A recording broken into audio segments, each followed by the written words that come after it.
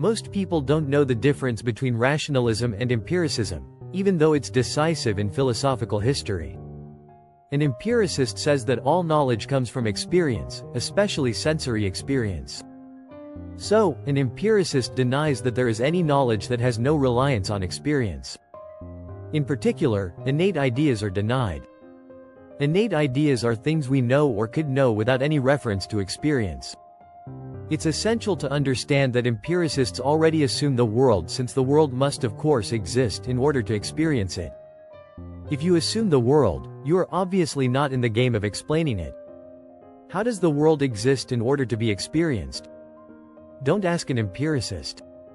Their starting point, as we see with the scientific method, is to observe the world, which is to experience it.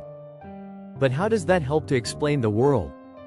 How is it possible to use experience to explain how we are able to experience, or why the capacity to experience exists at all?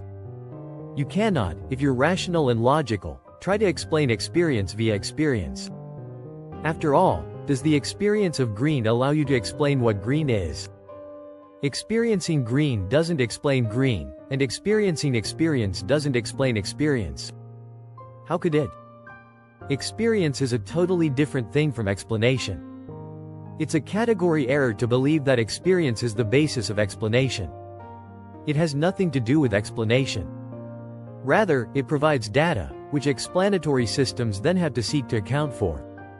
The collection of data is not and cannot be the means to explain data.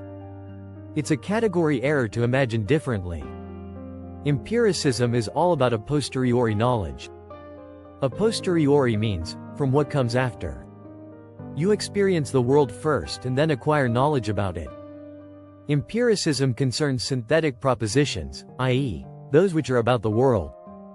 To say that snow is white is synthetic, since the whiteness of snow is determined by observing the world. The statement, "all bachelors are unmarried," is analytic because you don't ever need to meet a bachelor to know they are unmarried. The word bachelor contains that definition. By contrast, the word snow does not contain the definition of whiteness. Snow could have been some other color. Experience showed it to be white. Empiricism has no means to prove the logical necessity of experiential laws. That's why it's so easy for reason and logic to vanish from empiricist claims about reality. Rationalism is the opposite of empiricism. It states that secure knowledge comes from logical, rational deduction. It asserts that innate ideas, eternal and necessary ideas, are the sole secure basis for knowledge. Rationalism concerns a priori knowledge. It's about what comes before experience, not after. It's about reasoning that has no need of experience and is independent of experience. Well, that means, of course, that it does not rely on the scientific method in any way. It does, however, utilize the mathematical method. Rationalism is all about analytic propositions, which is why it delivers certainty. Rationalism is supposed to suffer from the issue of linking its logical certainty with reality. That's not an issue if reality is mathematics. Rationalism relies on a coherence theory of truth, the coherence of the a priori analytic statements.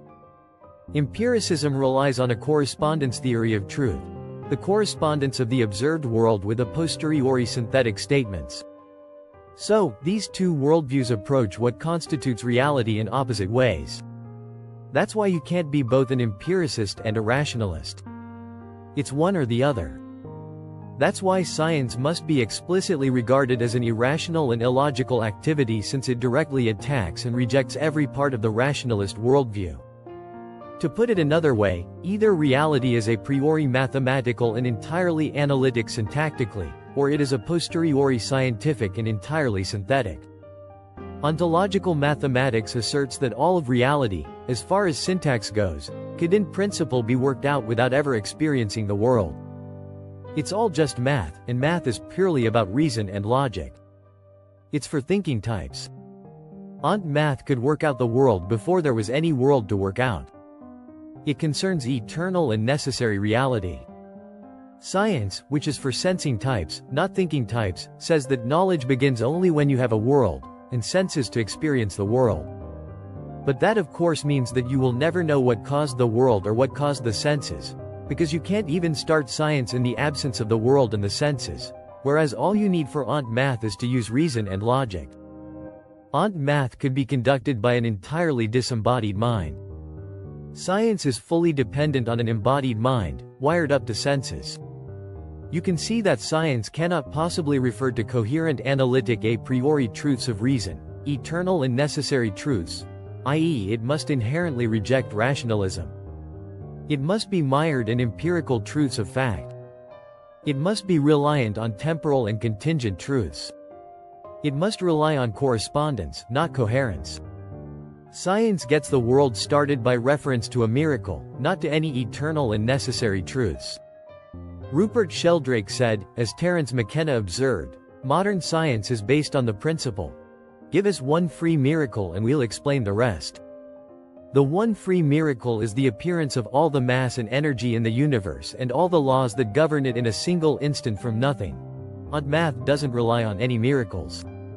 It's all about eternal and necessary truths, not about existence randomly popping out of non-existence for no reason according to no mechanism, for no purpose.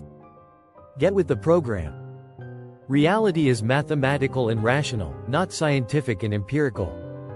Science is 100% dependent on math, and doesn't understand why. The answer is obvious. Math precedes, explains and causes science.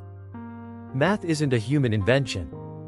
It's not an unreal, man-made abstraction. It's real, concrete and ontological. It defines existence. And it fully explains existence. Science is a human invention, math isn't. Humans discover math, they don't invent it. They do, however, invent science, which they then base on math while irrationally denying the reality of math. Don't look to scientists for logic. They are totally opposed to it. They stake everything on their limited, fallible, unreliable, frequently delusional senses. That's their defining error, committed in the first step of their method. That's where they reject rationalism in favor of empiricism.